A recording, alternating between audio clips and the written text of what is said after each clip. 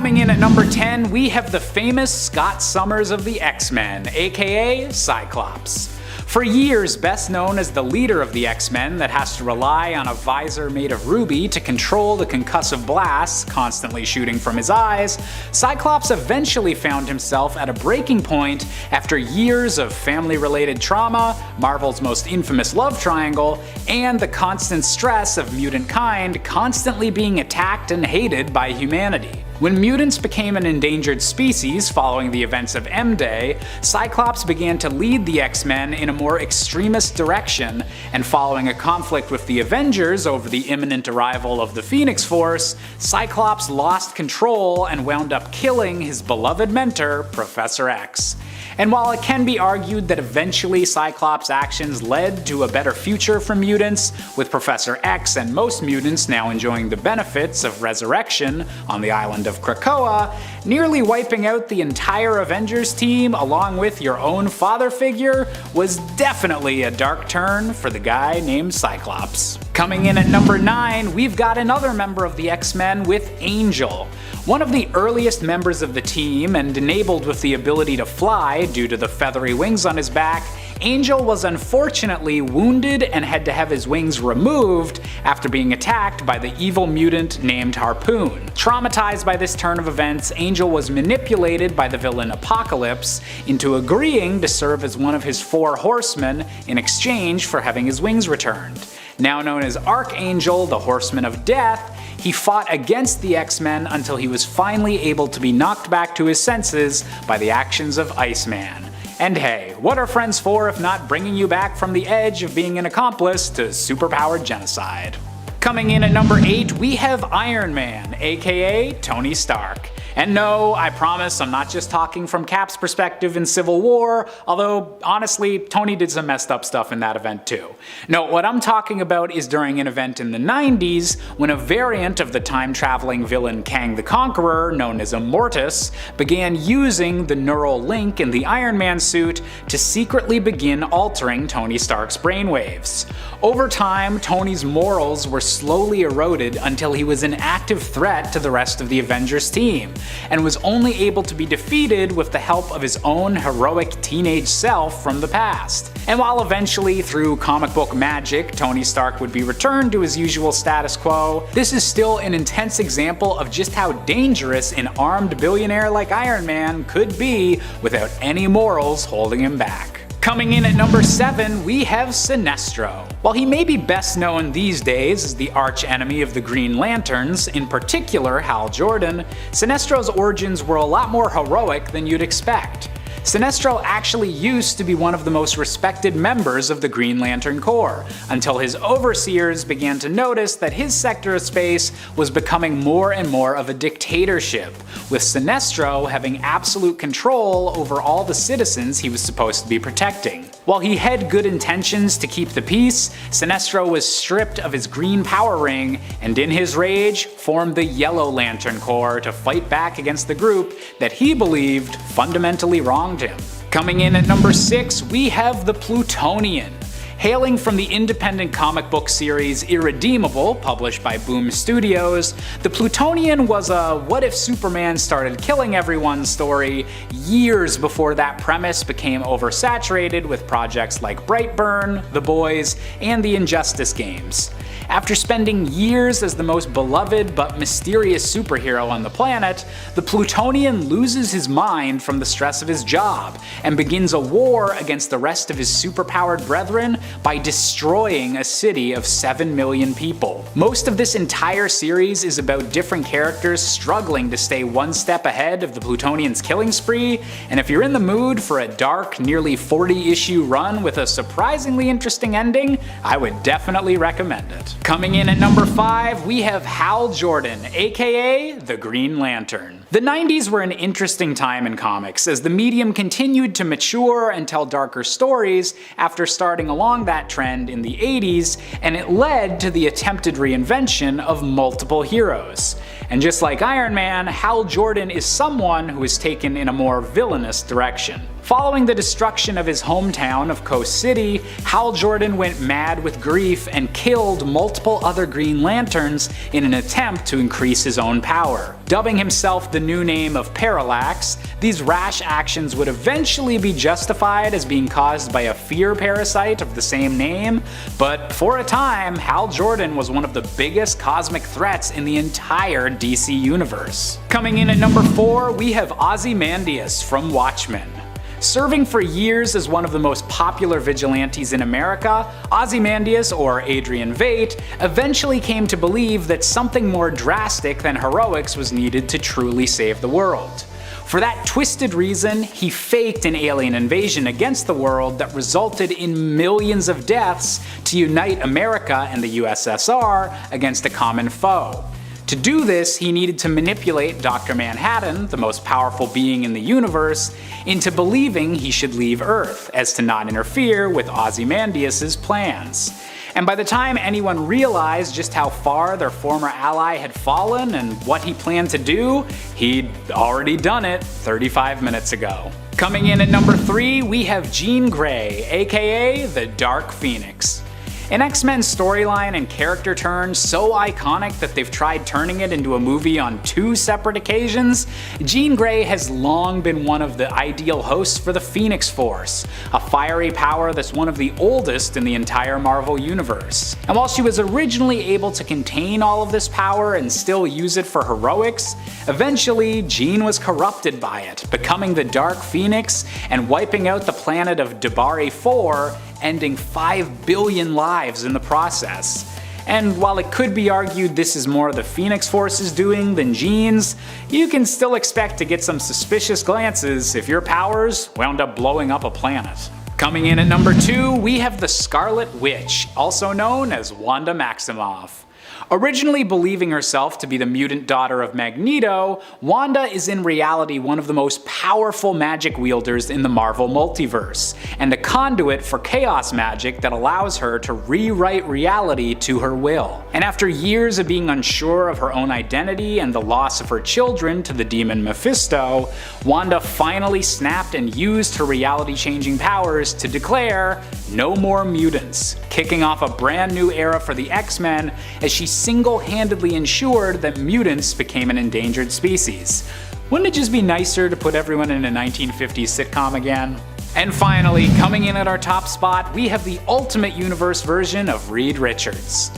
While the mainstream Marvel Universe's version of Mr. Fantastic has consistently been a hero and inspiration to the rest of the world, his Ultimate Universe counterpart couldn't be more tragically different. Isolated with his thoughts after the disbandment of the Fantastic Four, Reed became obsessed with preventing the destruction of the Ultimate Universe, and eventually became the villainous Maker, willing to do whatever it takes to ensure his universe's survival, even if it meant the complete destruction of the rest of the multiverse. Unlike many other iconic heroes on this list, this version of Reed Richards has yet to become a good guy again, and remains an active threat throughout the multiverse that will surely come up against the real Fantastic Four again in the future. Starting us off in at number 10, Lobo the Duck. Lobo the Duck is strangely enough the combination of Lobo and Donald Duck. No, I'm just kidding. Actually, it's Howard the Duck, and was introduced in Lobo the Duck number 1 from 1997 and is present on Earth 9602, but in a timeline where the Amalgam heroes have died. Lobo the Duck is a fearless and strangely muscular, especially for a duck, anti-hero bounty hunter who, along with his shape-shifting canine sidekick Impossible Dog, is investigating the murders of several Amalgam Comics heroes. Lobo only agrees to find the murderers of these heroes if he gets paid up front though, but soon begins the investigation. Lobo fights his way through Gold Kidney Lady, Dr. Bongface, and various other supervillains before he realizes that the end of the world is about to begin, and only he can stop it. He has all of Lobo's powers and abilities, including immortality, super strength, and a mastery of basically every weapon. He also has a genius level intellect, a superhuman sense of smell, can track anyone or anything across galaxies, oh, and is a master of Quack Fu. Yeah, I just wanted an excuse to mention this guy, but honestly immortality makes him pretty damn powerful. And at 9, Pharaoh Man. Pharaoh Man is a combination of Colossus and Pharaoh Lad, and was introduced in X-Patrol number 1, which is clearly a combination of X-Men and Doom Patrol. Peter and his twin Alexei were all each other had, since even their mother couldn't bear to look at their faces. That's not even a face a mother could love. The twins shared everything from the moment they were born, but one day while saving Alexei's life from an oncoming truck, Peter changed into living metal, stopping it, revealing to himself that he was actually a metamutant. But Alexei was unfortunately not. Alexei's growing resentment drove him away from his brother until eventually he left Peter alone. After this, Peter was recruited by Niles Cable, a mysterious traveler from the future, to join the X-Patrol. In their first appearance in X-Patrol number 1, Pharaoh Man and his metamutant teammates became involved in the siege of Latkovia against Dr. Doomsday, a combination of Dr. Doom and Doomsday, which already sounds like Bad News Bears. He has all the powers of Colossus but can change into this form at will, like Pharaoh Lad. And at 8, Harold Stark. Harold Stark is a combination of Iron Man and Green Lantern, and was introduced in Iron Lantern number 1 in 1997. While making modifications to a stationary flight simulator, suddenly the simulator took off with Hal still inside. It seemed to be drawn to a crashed alien spaceship, but the simulator quickly lost power and crashed as well, but only yards from that spaceship. The crash left Hal in bad shape, with jagged metal piercing his chest, but nevertheless he made his way to that spaceship. That's resilience, where he found the corpse of an alien. In an effort to keep himself alive though, Hal used the alien technology in the ship to make a suit powered by the alien battery inside, which Hal noted looked remarkably like a lantern. Wearing this armor, Hal fought off the aliens who had shot down Romancer's ship, but was also seen by others, being called the Iron Lantern by the media. The suit of armor not only allowed him to survive, but gave him incredible powers, allowing him to create any object he pleased out of green energy, due to the battery he used being powered by O, the living planet. Iron Lantern has the technical and genius level intellect of Tony Stark, but has all the powers of Green Lantern, which is pretty damn cool. And at 7, Dinah Prince. Dinah Prince, also known as Dinah of Themyscira, was first introduced in Bullets and Bracelets number 1 and is a combination of Wonder Woman and Elektra. While still young, Dinah left Themyscira to explore man's world, leaving behind her family and her adopted sister Ororo. On her travels, she worked for the King of Wakanda, who gifted her adamantium bracelets. However, she later left to set up her own freelancing business in the US. There she met Trevor Castle and the two got married. At least, they were married until their infant son Ryan was mysteriously killed, and the emotional toll was too much. Both of them blamed themselves for not being able to save their son. They seemed to never plan on meeting again. However, Monarch brought the two together again and pitted them against Thanoside, a combination of Thanos and Darkseid. Yeah, he had perceived the Lord of Apocalypse was responsible for the fate of their son, but she discovered that Ryan was not dead, merely displaced in time, and had grown up to become Kanto. Knowing that their son was still alive, Dinah and Trevor seemed to restart their relationship. Dinah has the divine empowerment from Wonder Woman, giving her superhuman strength and durability, as well as a mastery over archery and hand-to-hand combat. And at 6, Logan Wayne. Logan Wayne is a combination of, obviously, Bruce Wayne and Logan, being first introduced in Marvel vs. DC number 3, the same issue where this universe was created. At 5 years old, after witnessing his parents' murder at the hands of an armed robber, Logan Wayne was sent to live with his uncle in Alberta, Canada. His uncle was a member of the Royal Canadian Mounted Police, and was ambushed and murdered by poachers a short time after his arrival in Canada. After the death of his uncle, Logan was sent to live in a home run by nuns, and as soon as he was old enough, he enlisted in the Royal Canadian Air Forces. Logan was submitted to the Weapon X Project, the Canadian Super Soldier program. It was here that Logan had adamantium bonded to his bones and learned of his metamutant nature.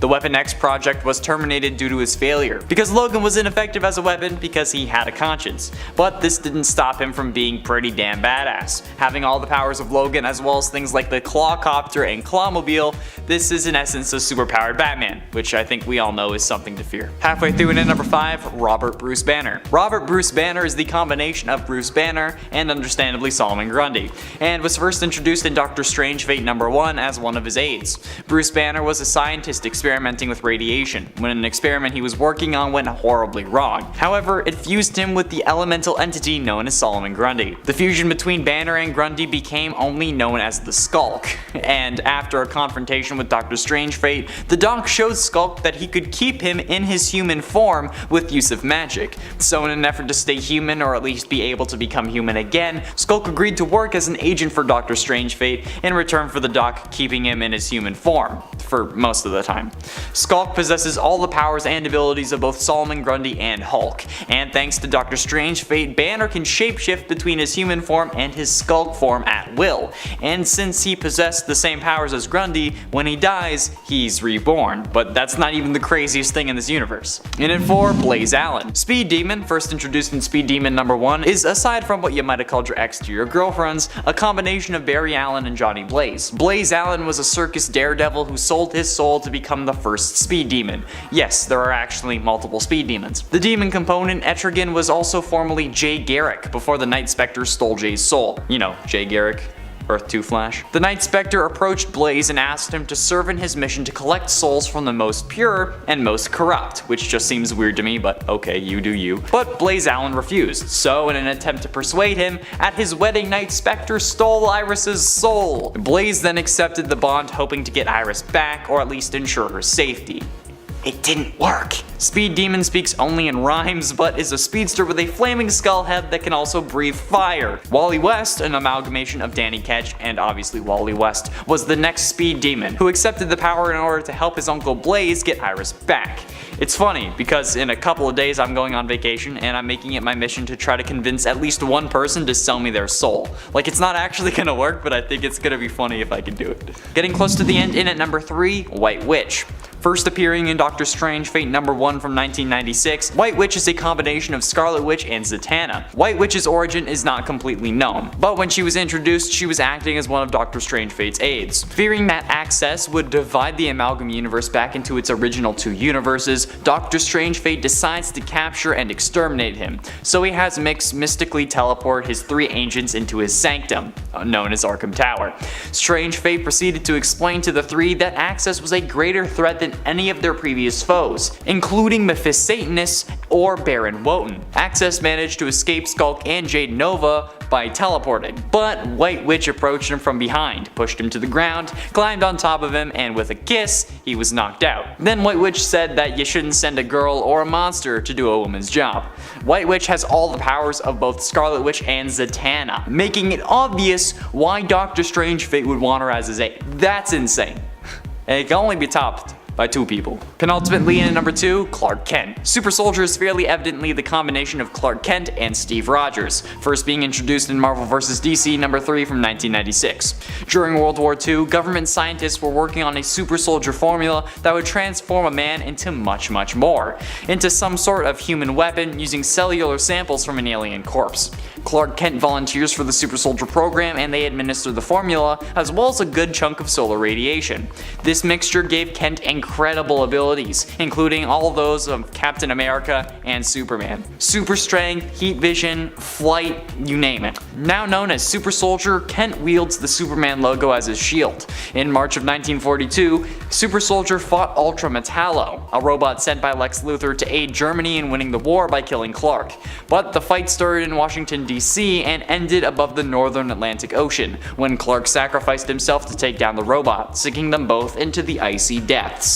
Jimmy Olsen was one of the few witnesses and instead reported that Super Soldier had retired after America had declared that they won the war. 50 years later, the body was thawed out in JLA number 4 and Clark joined the Judgment League Avengers as its leader. Finally, in at number 1, Doctor Strange Fate. Doctor Strange Fate is one of the most powerful beings on Earth 9602, being a combination of not only Doctor Strange and Dr. Fate, but Charles Xavier as well. While traveling through the Himalayas, Metamutant Charles Xavier was rescued by Nabu the Ancient One, who at the time was Lord Supreme of Order, which is a pretty damn impressive sounding title to say the least. Taught the mysteries of the supernatural world by Nabu, Charles taps into the energies and forces of both telepathic and mystical, making the Metamutant Sorcerer one of the most powerful beings in the Amalgam universe. Since he was already a powerful telepath, Charles quickly surpasses his teacher and was promoted to the new Lord Supreme of Order.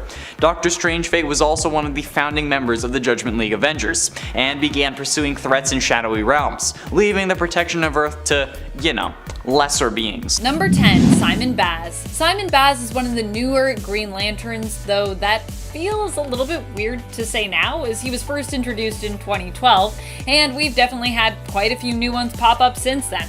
Also, 2012 was almost 10 years ago, wow. Before he was a Green Lantern, he was an engineer turned street racer turned car thief due to the result of the financial crisis. Due to his Muslim origins, being a Lebanese American following the tragedy of 9/11, he had to deal with many people judging him and his family based on his background and how he looked. Because of this, when he was apprehended for attempting to steal a car, he was suspected of being involved in much larger schemes related to national security, and was therefore sent to Guantanamo Bay. Fortunately, it was at that time that he was chosen by his ring to become a Green Lantern. Even while dealing with a ring that was programmed by Sinestro and not really knowing what he was doing because he was super new at the time, he still managed to create constructs when he first came up against the Justice League following a misunderstanding. I think it's pretty impressive that he was even able to make constructs, because I feel like that would be a lot. Number 9, Jessica Cruz. I mean, Jessica has to be one of the most powerful Green Lanterns at this point, especially given, well, everything that she's been through. Jessica started off inheriting the power ring of Earth 3, which was in itself a story. It actually took control of her itself, forcing her to become its host against her own will. In the end, Batman helped her to regain control of herself by sharing with her his experience of finding strength in great moments of tragedy, where he himself had felt like a victim. Jessica would then train with Hal Jordan to gain a better sense of how to use her ring, but only briefly, as Hal was kinda soon after called to space. That was when Simon and Jessica were left alone together with a battery between them to share as they attempted to figure out how to best be superheroes and lanterns together. Hal basically forced them to become partners, and he was like, you two need to figure this out. Jessica also struggles with severe anxiety, which is one of the reasons Simon was kind of frustrated to be paired up with her, at least to begin with. And friends, before we move on to this next spot, if you are loving this list and you love space cops, Green Lanterns as much as I do, please be sure to let us know by giving this video a thumbs up. Also comment below, subscribe, hang out, check out some other videos, you know. Just chill with us for a bit. How are you doing? Put your feet up. Feel good. I don't know what I'm saying anymore. You know, just be cool and hang out with us. We like you. We like you. Stick around. Number 8, Alan Scott. A lot of comic fans may think of Alan Scott as being one of the weakest Green Lanterns because of, well, his weakness to wood, but don't let that fool you. Although his weakness to wood is pretty silly, Alan Scott is still an extremely powerful and unique Green Lantern. He was the first Green Lantern and has since had himself more separated from the general Space Cops Green Lantern Corps in terms of how he operates and how his powers work. I mean, initially when he was introduced with Earth 2, Alan Scott, he wasn't even really connected to the Green Lantern Corps. Because back then, we didn't have to do origin stories and really make everything make sense, but here we are now. Alan Scott's powers actually come from a magical entity that was once the prisoner of the Guardians of the Universe, known as the Starheart.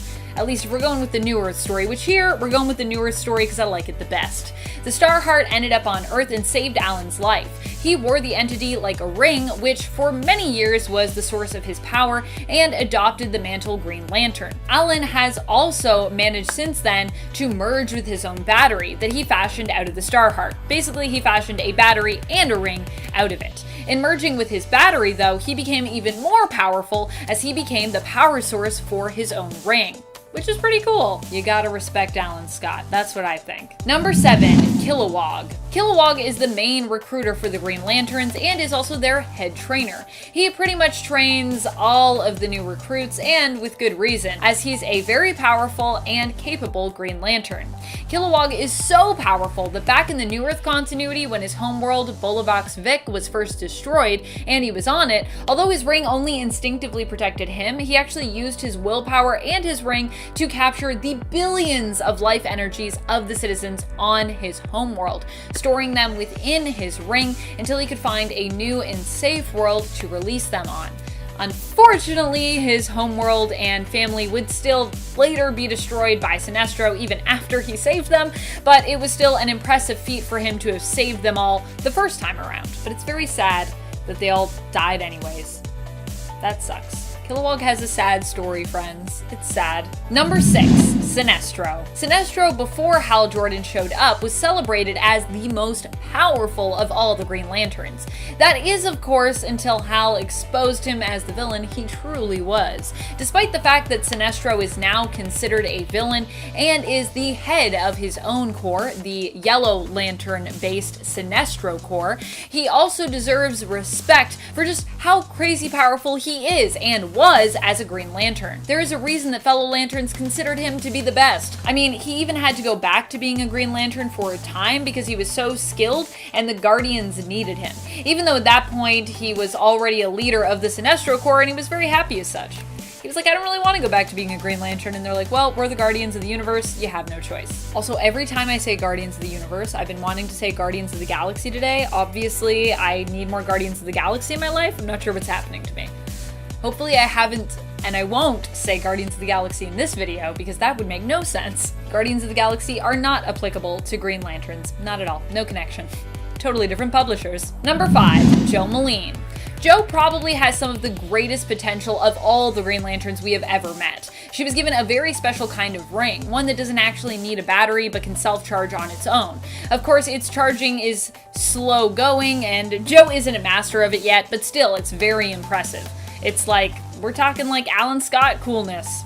In Future State, we got to see a glimpse into Jo's possible future where she is a member of the Justice League and also becomes proclaimed as the greatest detective in the entire universe, which is pretty huge. Jo might not be there yet, but she shows so much promise in terms of what she can accomplish with her willpower, even just from what we've seen in Far Sector, that I think she deserves this spot, especially considering how powerful she'll likely go on to become. I'm just saying now, I'm putting my bets down that Jo's gonna be one of the most powerful Green Lanterns of all time. I'm also so ready to see her and Hal Jordan go toe to toe. That is a fight / team up I cannot wait to read. And if you missed that clash of things, that was from Future State Green Lantern issue number 2. It's the last story in there, and woo! Love that story. Number 4, Sodom Yat. Sodom Yat is a Daxamite, an alien race who is similar in terms of abilities, powers, and physiology to Superman's race, the Kryptonians. So basically, Sodom Yat is like if Superman were a Green Lantern in terms of how much natural power he packs. Sodom Yat was also given a rare opportunity to bond with Ion. Ion is the creature within the Green Lantern battery, similar to Parallax with its tie to the Yellow Lanterns, or Sinestro Corps, obviously, but not inherently evil like Parallax was, as Ion doesn't feed on fear. I believe only 2 characters have ever been known to bond with Ion, and Sodom Yat was one of them. Also, if you're confused about Ion and the whole creatures thing, it's a whole thing. I'm not really going to get into it, but basically each different type of lantern, each color has their own creature. It's a whole thing. Number 3, Kyle Rayner. Kyle Rayner is a favorite for many fans, and we all know him as the Lantern who is able to tap into the powers of the White Lanterns, which is pretty cool. But did you know that his connection to the emotional spectrum actually extends out beyond even just becoming a White Lantern? And did you know that it was Kyle himself who through his own willpower pushed through to explore the ultraviolet range? He actually pursued becoming a White Lantern in order to put a stop to the corrupted Guardians of the Universe, and along the way unlocked the full range of the emotional spectrum, meaning that Kyle isn't just a great Green Lantern, but can also be a great Lantern of any other color besides, because he is so in tune with all of his emotions. Which of course means he isn't maybe the most powerful Green Lantern, but he's definitely the most powerful in general, all around. We get to see him grow all around as a hero in the New 52 New Guardian series, so if you're wanting to check out that journey, check that series out. He also is one of the very few Lanterns to bond with Ion, the Green Lantern battery's creature, and their bond is mutual, meaning that both lend one another strength and power. So yeah, him and Sodom Yat, and I'm pretty sure that's it. Number 2, John Stewart. John Stewart has to be high up on our list just for all the insane constructs he's managed to create. At one point, his ring actually told him that his willpower was greater than it could even process. So we are talking off the charts willpower, which has helped John to stand out by accomplishing some pretty mighty tasks. Something else that I love about John Stewart is just the reasoning behind abandoning his mask. John isn't just strong of will, but he's also strong when it comes to his courage in revealing his true identity to the world. He does not wear a mask because he wants to be seen, and he wants other people of color to know that they too can be a hero like him. And I love that. Number 1, Hal Jordan. There might be some weird stuff going on with Hal right now, but it's pretty much guaranteed that we'll all consider him to be one of the strongest Green Lanterns around for as long as Green Lanterns exist in comics. When it comes to Hal Jordan, the thing that makes him stand out above all others is his willpower, which is, you know, kind of the main thing you need as a Green Lantern. One time after he died, his willpower was so strong, he managed to resurrect himself. You know you are crazy powerful when you can just like will yourself back to life. That is some Jean Grey levels of power. And even though he was possessed by Parallax at the time, it was still Hal who was responsible for destroying the central battery on Oa and for killing the entire Corps, which is obviously awful. I'm not saying it's a good thing, but still, it's a really insane and kind of impressive feat, I think. That's crazy. Hal just was like, boom, you're all gone.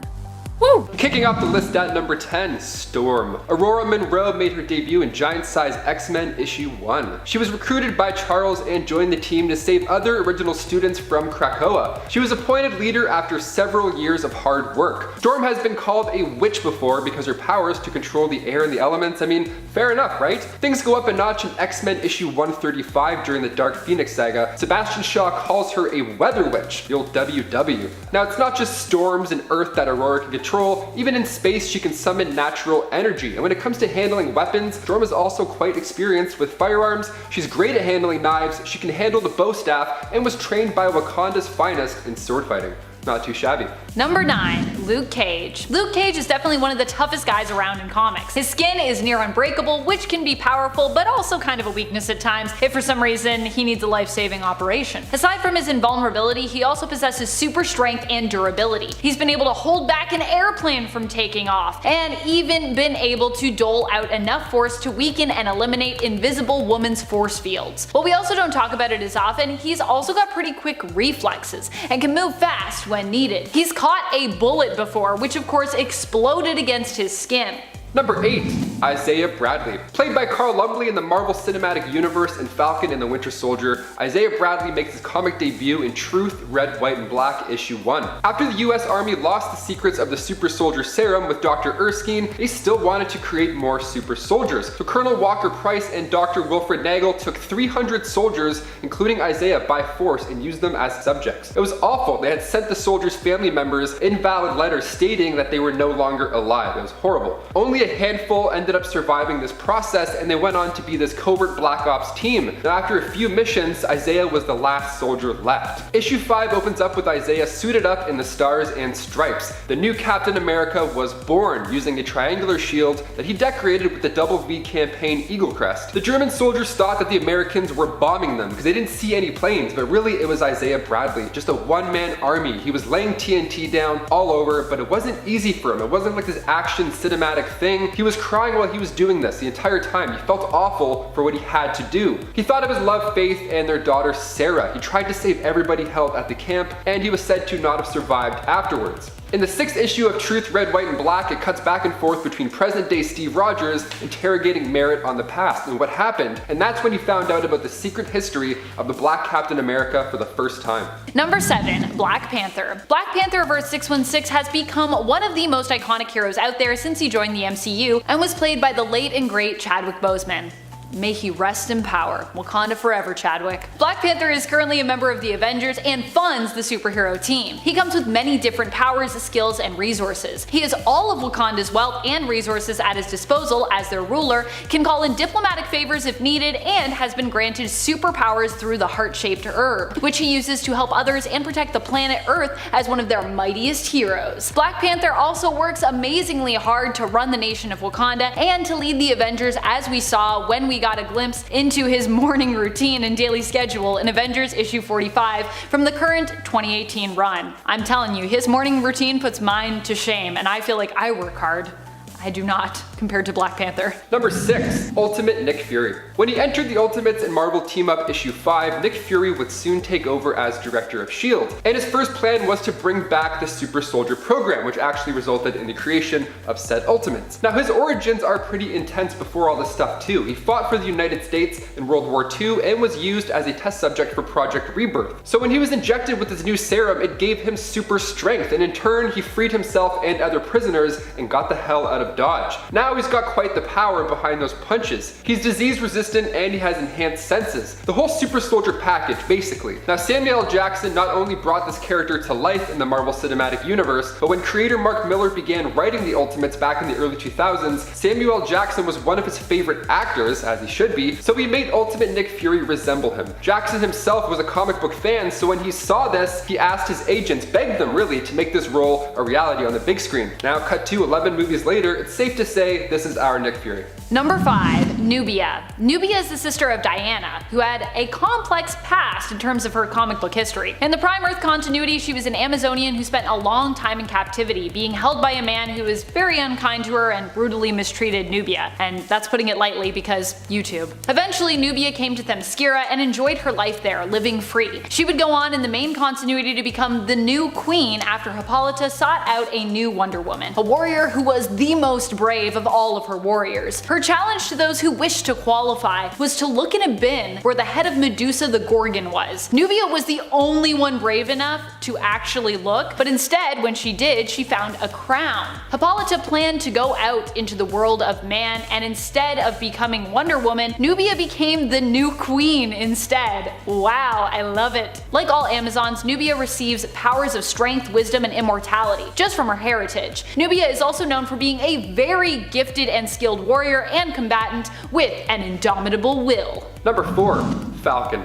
Superheroes usually don't have an easy childhood. Either they're bullied off the bat, or they're born with advanced abilities that make them an outcast, or something traumatic happens with their parents. But in the case of Sam Wilson, he grew up in a tough neighborhood in Harlem. His father Paul was a minister and tragically met his fate one night after trying to stop a fight between two gangs. Sam was only 9 years old when this happened, and soon after, his mother Darlene was attacked by a mugger and sadly didn't make it. She passed away protecting her children. Cut 2 years later, as an adult, Sam has now taken over the mantle of Captain America in Volume 7, Issue 25, back in 2014, and recently in Marvel Studios' Falcon and the Winter Soldier, he did the same. But before he got the shield from Cap, Sam watched the skies as Falcon, even having a trusty little sidekick of his own, Red Wing. In Captain America Issue 170, Sam received a harness that allowed him to fly from Black Panther. I'm so excited to see more of Anthony Mackie as Captain America. He absolutely killed it in the show. If you haven't watched it, just honestly like this video and then turn it off and then go watch it. But definitely like it first. And friends, before we move on to the next spot, if you are loving this list and you want more lists like it, which honestly, I want to do more lists like this for you, so please do this. Make sure you hit that like, hit that subscribe, comment. Really, it does let us know you love this and you want more stuff like this. And I have a lot of black superheroes I want to talk about. I don't know about you, Taylor, but I got a lot. Yeah, Taylor also has a lot, so yeah.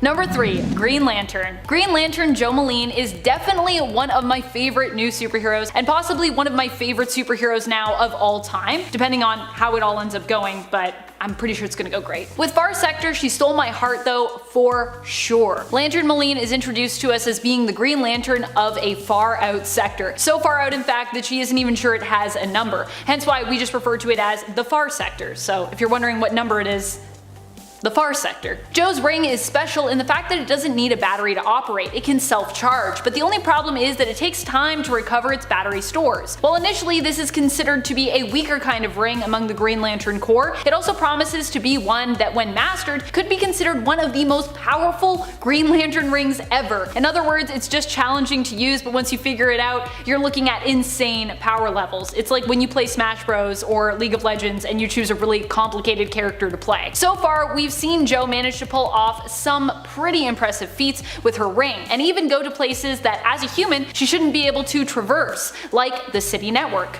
Number 2, Spawn. Coming from Image Comics, created by Todd McFarlane back in the early 90s, Spawn, aka Albert Francis Simmons, was born in Detroit, Michigan. He was one of 3 brothers, and by the time he was an adult, Albert reached the rank of lieutenant colonel. Joining the United States Secret Service, Simmons was later recruited by director Jason Wynn into this top secret covert ops division called the US Security Group. So he was already killing it before the Spawn Devil stuff, but let's talk about that stuff now. Simmons and said director were getting off on the wrong foot, and Simmons was about to resign until he was seemingly killed during a mission in Botswana. Director Wynn actually sent the order. Classic. So Simmons ended up being sent to hell because all the assassin stabby stuff. He ended up making a deal with the devil in order to get out, to become a hellspawn in order to see his wife Wanda one more time. He can alter his destiny at will. He can teleport, control nature, and can sense misery in others, including you, Paramore. I was 3 when the Spawn movie came out, and I'm not gonna lie, it scared the out of me more than anything. I was way too young to figure out what was going on. I just saw fire and like an angry mask, and I was like, I'm out of here. I'm gonna have nightmares for weeks. But now I'd love a Spawn movie. Let's bring Spawn back, like ASAP. Let's get a Spawn show. Number 1, Blue Marvel. Someone who does not get enough love but definitely deserves it is Blue Marvel. Blue Marvel is immensely powerful and got his powers from an accident that happened during the testing of a reactor that could have helped to supply unlimited clean energy to planet Earth. Bashir was one of the scientists who had been working towards this astounding discovery and invented and ended up caught in the crossfire when the reactor unexpectedly exploded. Due to exposure, he was given amazing antimatter based powers that basically turned him into a Superman level superpowered being. Blue Marvel can emit energy blasts, can fly, is basically invulnerable, possesses cosmic awareness, and can manipulate matter at a molecular level. Oh, and he also just happens to be a genius. Number 10, Blackheath. Blackheath is Samuel Smithers. Yep, in the reality of 1610, Plant-Man is instead a mutant. His powers are similar to that of Poison Ivy, allowing him to control plant life. Blackheath was one of the mutants who was kept in William Stryker's camps. While there, he ended up meeting and befriending Storm, and would be one of the few mutants left when Utopia came about. Number 9, Mach 2. Mach 2 is Nomi Bloom. She is kind of like the second coming of Magneto, but not as much of a villain. Or at least, she comes around in the end. And not inherently as powerful as Magneto was. She can basically affect and control magnetic fields. Later on, she would see a power boost which would enable her to have more control over objects containing metal. Mach 2 is also known for being a rival to Kitty in terms of her leadership over the surviving mutants of Utopia. People are gonna be like, what is Utopia? And I'm gonna be like, don't worry. We're getting to that much later, but it's coming. It's slowly you'll get little bits of information. Number 8, Zorn. In the reality of Earth 1610, Zorn is actually Zorn, but is not the only version of Zorn.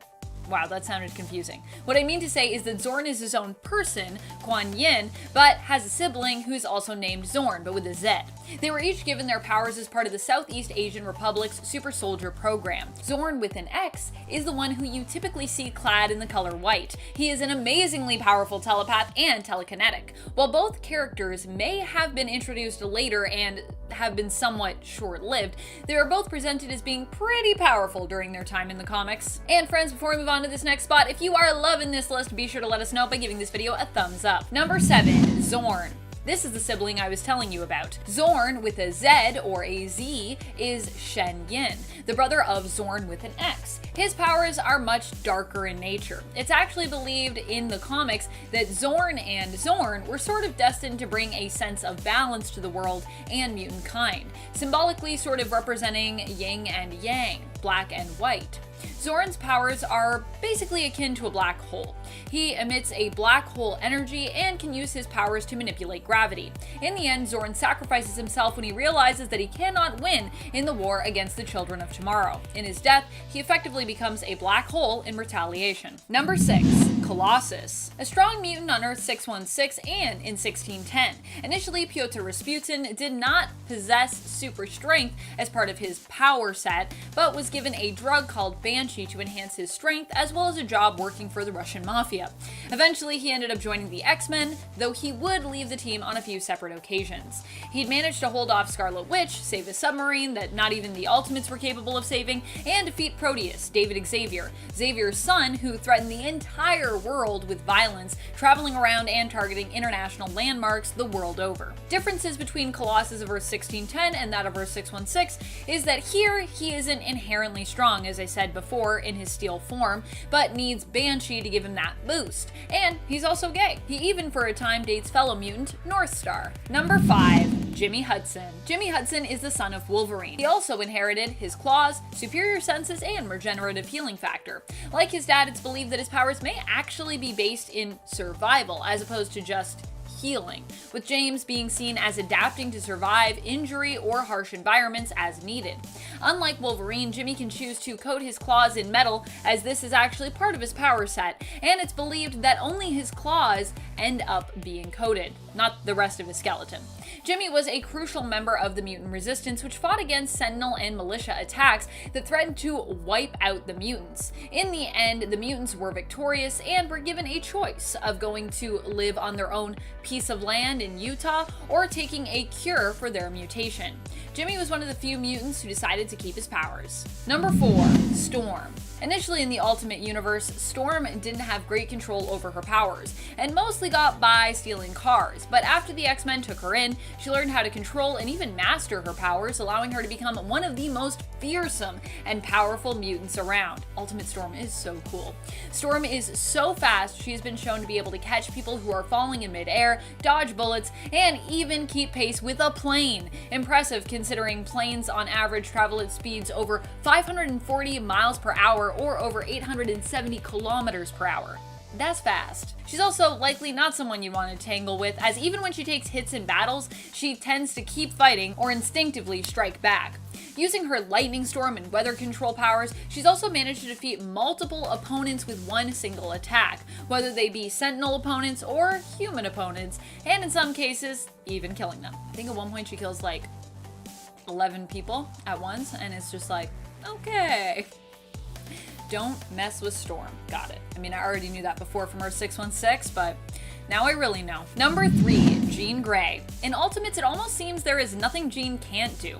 Before she joined the X-Men, she was in a mental institution as the manifestation of her powers made her seem insane. However, Professor X would save Jean and recruit her on his X-Men team, with her being the second member. In the Ultimate Universe, we have seen Jean become possessed by what she thought was a cosmic entity referred to as the Phoenix God, and almost lose control and her sanity.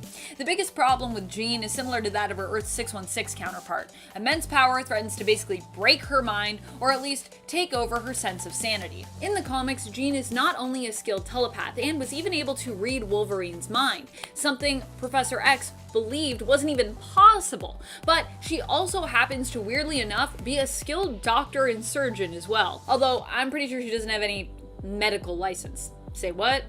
Jean was even shown to be capable of connecting and tapping into the multiverse to reach out and see various versions of herself. Basically, she can do everything, because being a telepath is crazy powerful. Number 2, Magneto. Obviously, one of the most powerful mutants out there has to be Magneto, not just for the powers of magnetism that he wields, but also just for his influence. Magneto was the mastermind behind Ultimatum. I suppose I should use the term mastermind lightly there, as Ultimatum in general is not really seen very favorably in most fans' eyes. I admit it was controversial and caused a lot of perhaps needless death. In fact, I would say it was needless death. But you have to acknowledge just how much of a threat it painted Magneto out to be. While I'm not sure about Magneto basically committing genocide as a victim of one himself, you have to admit that this made him one of the most fearsome characters in all of the Ultimate Universe. And for Magneto, there is power in fear, even though oddly enough, it is usually fear that tends to power the hate that he often stands up against. Number 1, Kitty Pryde. One of the most powerful characters as a leader especially. She ends up becoming the ruler of the mutant tent nation that the mutants dub Utopia. This is a portion of land in Utah that the mutants who choose not to accept the cure are given. In fact, all those who refuse to take the cure are forced to live there. Kitty ends up fighting a war against Jean Grey in the Ultimate Universe as well, because Jean wants Kitty to join the mutant nation that she was put in charge of ruling after the death of Zorn with an X, Xian. But Kitty refuses to bring their people together. Kitty is such a good leader, she even steps down from her title as the leader of Utopia to help ease the target on her own people's backs because of her and Jean's conflict. Kitty and Utopia would end up winning that war, and Kitty would also play a crucial role in defeating Galactus as well. Also, I gotta say, that whole World War X thing, It was pretty weird. It was pretty weird, friends. Coming in at number 10, we've got Genie. We'll start with one that seems to cause some continuity clashes, but it's plenty entertaining anyway. Throughout the 2099 universe, we meet descendants and followers of heroes that made Marvel so famous. Great-grandchildren of classic heroes are all about, and oftentimes the original supers have died, disappeared, or become decrepit to fight crime. New folks come around to replace the old folks. It's the way of the world. However, in many Marvel stories, Doctor Strange manages to outlive all sorts of folks thanks to his magical abilities. This is not the case in 2099 though, as he's nowhere to be found. In his place is another person who goes by the name Strange, and this time it's a woman. Also known as Genie or possibly Sorceress Supreme, this magical mistress realized she had magical abilities and worked to perfect them on her own. Idolizing her older brother, she followed him one day and witnessed him being attacked by Skrulls. Attempting to scare them away, she tried to conjure an illusion of a Lovecraftian monster and ended up actually summoning an eldritch monstrosity. This didn't end up well for anyone, as she ended up accidentally killing her brother. Whoops. From there on, she underwent more training and started helping other heroes in various capacities. With all sorts of powers fueled by the mystic arts, she can do a whole lot of wicked things. From healing injuries to teleportation to casting sleep spells, she's got it all under control. Plus, she is immune to timeline distortions, which proves to be helpful quite often. So don't mess with Mademoiselle Strange. Coming in at number 9, Deadpool. Wade Wilson who? Well, actually it seems that Wade is indeed still around, but in 2099 his daughter Warda has taken up the mantle, and she seems to enjoy torturing him, which is interesting. Add in a mother who was once queen of the undead and you've got one hell of a mix of powers. She has Wade's regenerative powers as well as some possible vampirism from her mother's side. Absolutely wild. To make her potentially even more effective, she doesn't seem to share her father's sense of humor. Less goofing around, less cracking wise, and more violence. The weapon proficiency is still there too. Nice. Warda spends most of her time attempting to figure out where her mother is and eventually finds her true family, so good for her. Coming in at number 8, Moon Knight. Let's go, Moon Knight. In 2099, they're actually on the moon, and she's no longer Mark Spector, but an unknown individual with a totally secret identity. How cool is that? Wielding a bevy of powerful gadgets and weapons, Moon Knight acts as the server of vigilante justice on the moon-based city of Adelan. Stalking the night, or whatever version of night is on the moon, she keeps the many Inhumans who call that place home as safe as she can. After accidentally wandering into the forbidden citadel of the Watcher, she convinces Uatu to let the Fantastic Four constructs to stick around longer until they've lived up to their former lives.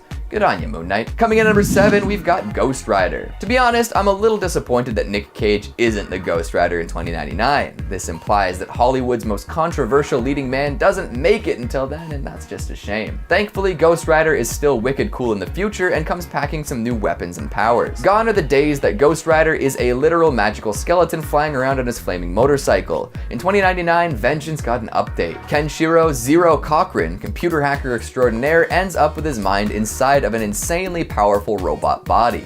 A Cybertech 101 warbot to be exact. And this robot is jam-packed with all sorts of futuristic weaponry, from eye lasers, to a hand that can transform into a whole bunch of weapons, to a retractable chainsaw embedded in his arm. Oh, and also a 50 caliber gun and grenades. Still a weapon for vengeance though, Ghost Rider manages to project the image of a flaming skull, just like the OG, using his holographic capabilities. Now that's how you future-proof your superhero. Coming in at number 6, Hulk. Our futuristic gamma-fueled beast is definitely a contender for strongest ever. However, unlike the original Hulk, he's not quite immortal. I won't get into the nitty-gritty here, but even a base power higher than the first Green Giant isn't enough to keep you alive against all odds. Too bad too, because this is a really cool reimagining of a classic hero. In 2099, a movie producer named John Eisenhart decides he wants to do a movie about the Knights of Banner. This group worships Bruce Banner like a god and tends to move around all over the place. When Eisenhart finds out he can't get the rights to their story, he turns them into the police, but feels guilty afterwards. He tries to find a way to help them out, but gets caught in the blast of a gamma bomb, turning him into a brand new green monstrosity. He's got more base strength than the original Hulk, sharp teeth and claws useful for ripping and tearing, and even holds onto his human intelligence once transformed. Able to lift up to 150 tons and leap hundreds of feet in a single bound,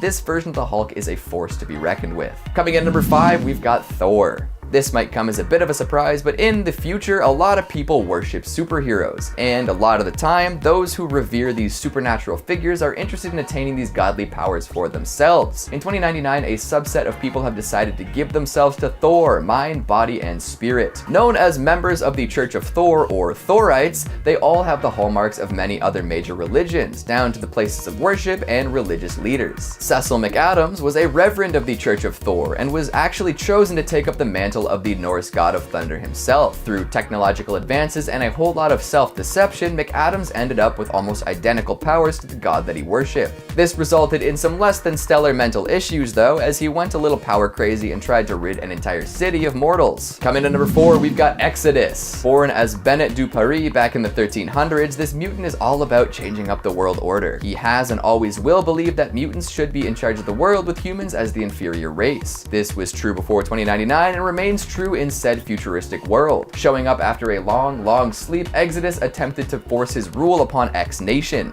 They weren't too happy with this, so Exodus defeated them. Using telepathy, teleportation, and resurrection, he's almost undefeatable. Factor in that he refused to save the humans before Mademoiselle Strange teleported the survivors away, and you've got one bad, powerful dude. Coming in at number 3, we've got Punisher. Even way off at the turn of the next century, Punisher's gotta punish. Frank Castle no longer wears the gigantic skull, instead it's a guy by the name of Jake Gallows, which is appropriate. This ex-Thorite actually grew up with Cecil McAdams as his reverend, but we'll save that story for a rainy day. He lost his family to violence and then came across the old war journals of the original Punisher. With this, he decided he would dedicate his life to punishing. At first, he was a member of the pay-per-use police service, but eventually ended up as Doom's Minister of Punishment. As one would expect, this makes it very dangerous to be deemed a criminal in the future. Strapping, angry, and constantly firing guns in both hands, the Punisher does what he does best.